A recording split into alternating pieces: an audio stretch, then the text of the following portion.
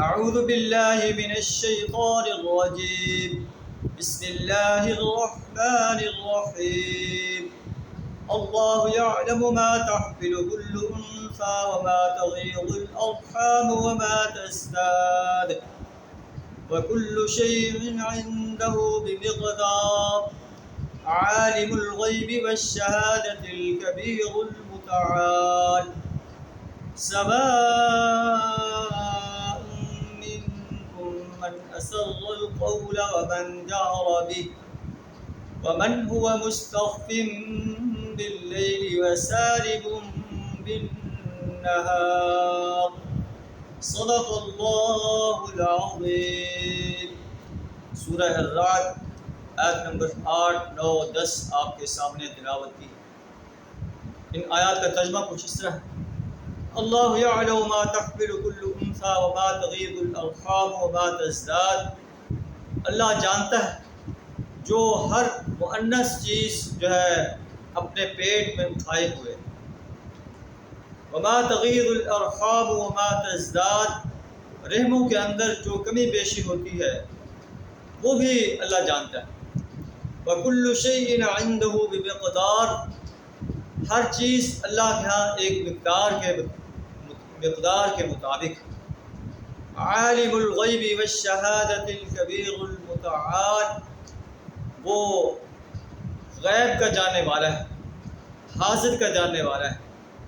الکبیر، بہت بڑی ذات. المتعال، بڑی بلندی والی ذات. سواء منکم من اسر القول ومن جہر به، اللہ کے لیے برابر ہے چاہے تم پوشیدہ انداز سے بات کرو، آہستہ انداز سے بات کرو یا بلند آواز سے بات کرو. ومن هو مستخف باللیل، اور رات کی تاریکی میں جو بات کرو، رات کو چھپ کر بات کرو، رات کو چھپ کر عمل کرو. وسارب بالنہار، اور دن کے اجالے میں جو تم کر رہے ہو تو اللہ آبزرو کر رہا ہوتا ہے کہ یہ انسان رات کی تاریکی میں کیا کر رہا ہے، دن کے اجالے میں کیا کر رہا ہے. اللہ سے انسان کی کوئی چیز مخفی نہیں. آئیے ہم بھی اپنے گریبان میں جھانکیں کہ ہم رات کی تاریکیوں میں کیا کرتے ہیں، دن کے اجالے میں کیا کرتے ہیں. جب رات کی تاریکی ہوتی ہے ہم سو جاتے ہیں، کیا ہم سے کوئی گناہ مسلسل نہیں ہوتا؟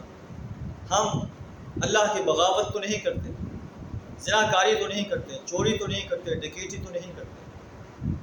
یا ہم رات کے ایک حصے میں اللہ کے دربار میں کھڑے ہو کر اپنے گناہوں کی معافی طلب کرتے ہیں، اس سے درخواست کرتے ہیں کہ اللہ ہمارے گناہوں کو معاف کرے. دن کے اجالے کے اندر کیا ہم اللہ کے دین کو غالب کرنے کے لیے کوشاں رہتے ہیں یا اللہ کے خلاف بغاوت کا علم بلند کرتے ہیں، سرکشی کرتے ہیں، کرپشن کرتے ہیں، لوگوں کے حقوق پہ ڈاکہ ڈالتے ہیں اور انسانیت کی تذلیل کرتے ہیں، انسانیت کے حقوق کو غصب کرتے ہیں، انسانیت پر ظلم کرتے ہیں؟ یہ سب چیز اللہ کے علم میں ہے، اللہ کی ذات میں آبزرو کر لیتی ہے. اور جب یوم حساب ہوگا اللہ ہمیں اپنی عدالت میں کھڑا کر کے ہماری زندگی کے ایک ایک لمحے کا حساب دے گا. اللہ سے دعا کر ہمیں اپنا جو ہے مسلم، اپنا فرمانبردار بندہ بننے کی توفیق عطا فرمائے، سرکش اور باغی بندہ بننے سے اپنی پناہ عطا فرمائے. وآخر دعوانا الحمدللہ.